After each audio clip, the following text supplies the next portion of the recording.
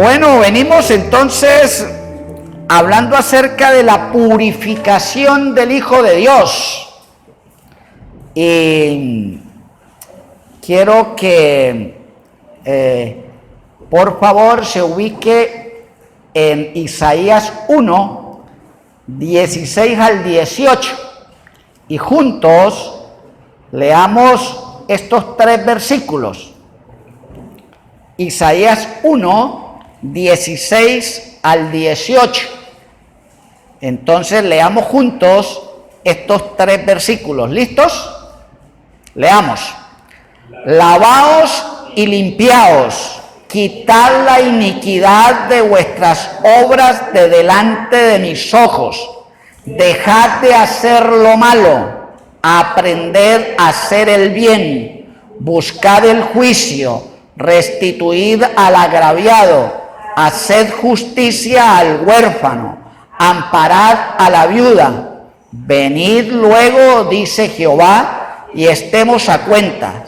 Si vuestros pecados fueren como la grana, como la nieve serán emblanquecidos. Si fueren rojos como el carmesí, vendrán a ser como blanca lana.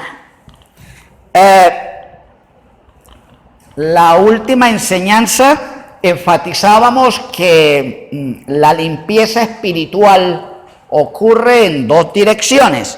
Una, para el pecador cuando llega a Cristo y se convierte al Señor, y otra, cuando el creyente confiesa su pecado y es pues lavado o purificado. Hemos estado enfatizando y por eso el título dice la purificación del Hijo de Dios.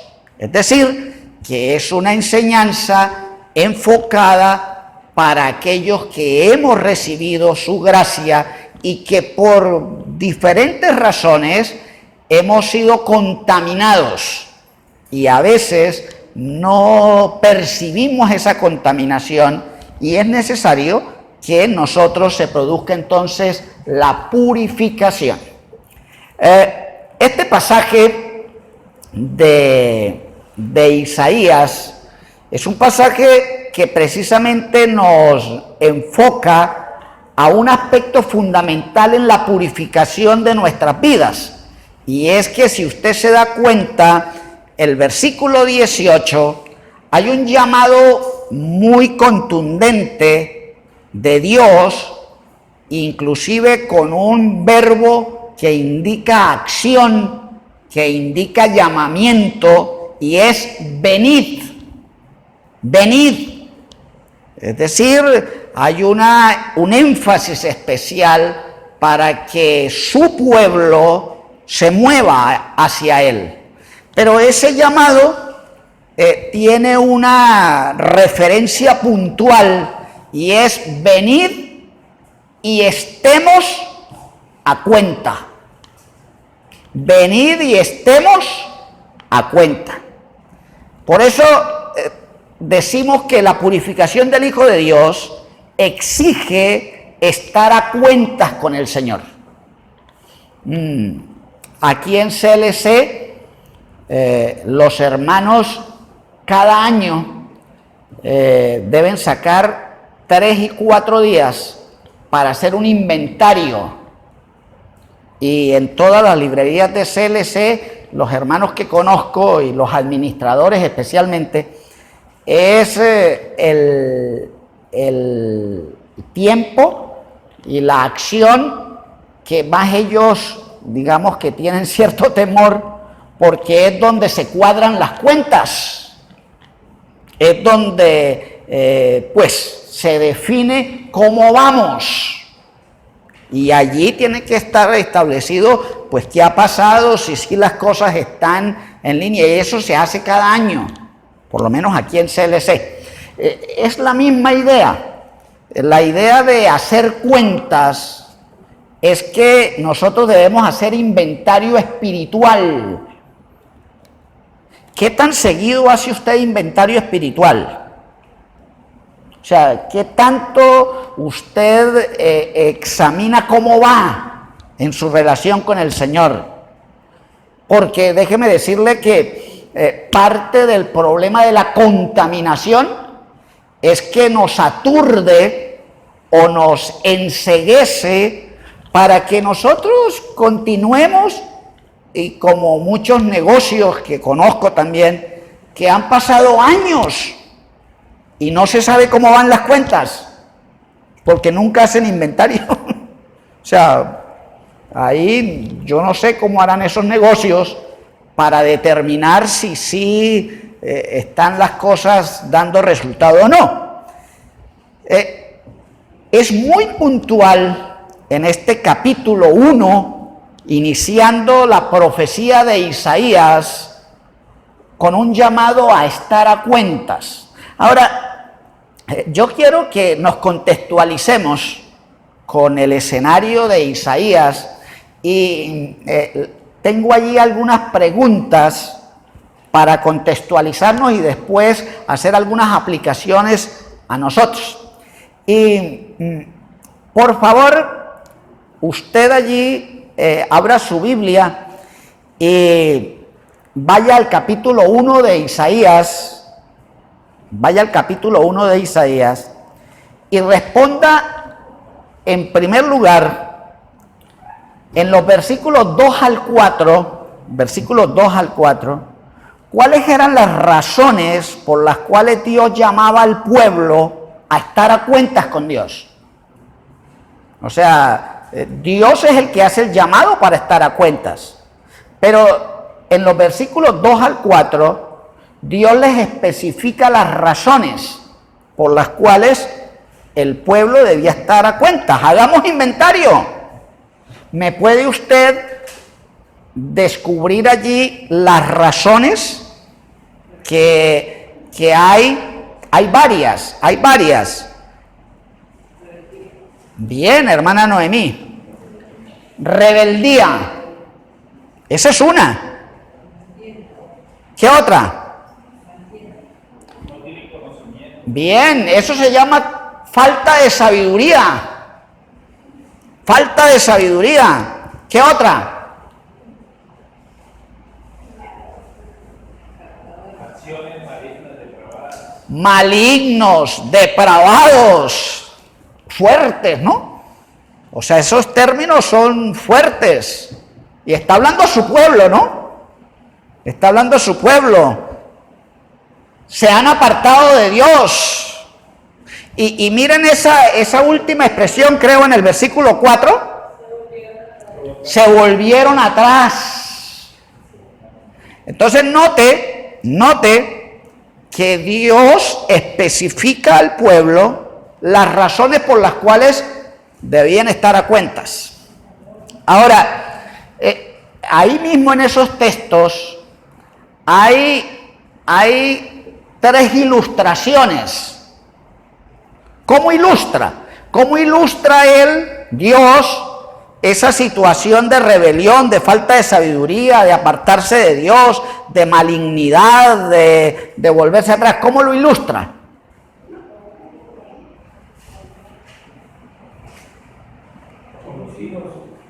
Bien, con los hijos. Dice, crié hijos y se rebelaron contra mí. Es decir, la primera ilustración es que de manera natural se debe dar de que si el padre está ejerciendo una buena crianza, debe haber respuesta positiva de parte de los hijos. Pero en este caso no fue así. En este caso, Dios utiliza esa expresión crié para decir di todo de mí. Dice Dios, yo establecí todo mi ánimo para educarlos, para formarlos, para tenerlos, pero ustedes se rebelaron contra mí. Primera ilustración. Segunda ilustración. No, ¿cómo ilustración? ¿Cómo se ilustra? Ahí está. ¿Ah? ¿Qué pasa con el buey? El buey conoce a su dueño. Es decir, el animal, por la relación de trabajo, porque el buey trabajaba con su boyero, el boyero era el que trabaja con bueyes, y en esa acción de trabajo, el buey adquiría un conocimiento de su amo. En un animal, en una relación de trabajo. Y la ilustración es, ustedes no están ni siquiera, y fuerte, esto es fuerte, fuerte, ni siquiera a tono de los animales, porque el buey conoce a su amo. Tercera ilustración.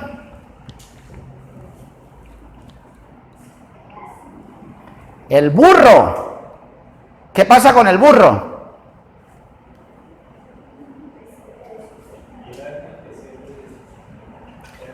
Él conoce el camino en donde debe llegar, o sea, él sabe, el burro sabe cuál es su casa. Una de las cosas que yo experimenté con una mula, yo no tengo contadas las veces que me he montado en esos aparatos, en esos animales, pero una vez tuve con unos hermanos que ir al campo a cumplir una comisión y era siempre como 2 horas de camino. Y entonces, pues los hermanos trajeron mulas. Pero era la primera vez que yo iba por allá. Y entonces yo pregunté, listo, yo me monto con un poco de miedo ahí, pero entonces yo le dije, pero ¿hacia dónde? Y la respuesta de ese hermano me dijo, tranquilo, porque ellos no podían ir con nosotros. Ellos trajeron las mulas, pero ellos tenían que ir a hacer otra diligencia. Me dijo, tranquilo, usted móntese y déjese llevar. Y yo dije, sí, así. Dijo, sí, tranquilo. Y efectivamente, yo no sabía, yo a la luz de una mula. O sea, la mula arrancó y ella, dele. Y yo sin saber, yo dije, ¿qué tal que esto esté perdido? Y los hermanos que iban conmigo se habían ido adelante. Y ya era tardecito y yo dije, Dios mío. Y sí, después como de 1 hora, algo así de camino, cuando yo vi ya la casa y la mula llegó y me dejó en la puerta de la casa. Eso para mí fue como asombroso, como milagroso. Pero es así. O sea, los animales adquieren una capacidad, en este caso el burro, de conocer el camino para la casa.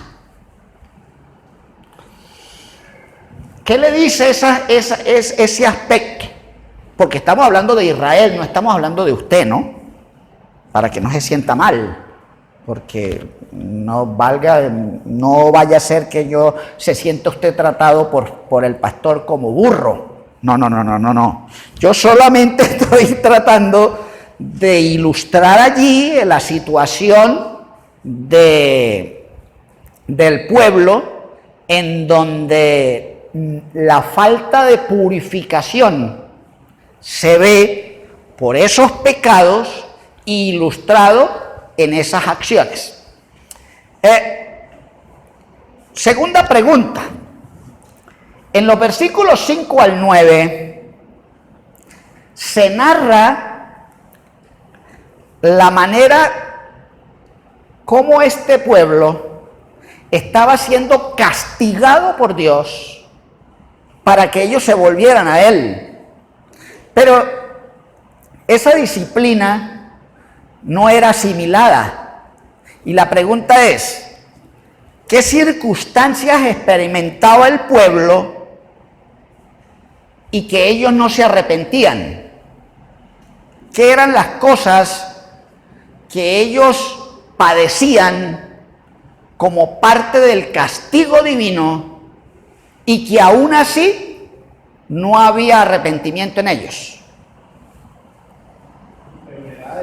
Bien, enfermedades. Y hay una descripción de esa clase de enfermedades. ¿Qué otra cosa? Aparte de enfermedades.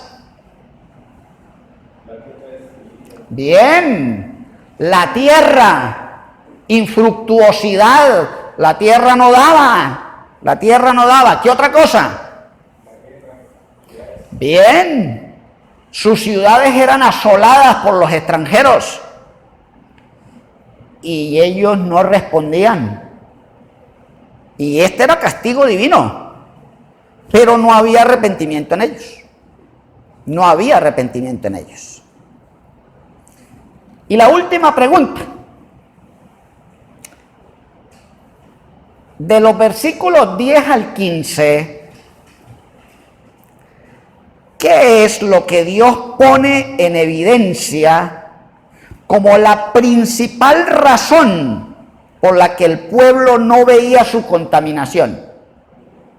Es decir, la primera pregunta, pues ya describimos los pecados, que esas eran las razones. Pero es que aquí, del versículo 10 al 15, léalo usted bien detenidamente y dígame qué es lo que Dios pone en evidencia para decirles: ustedes no se dan cuenta de su propia contaminación. ¿Qué?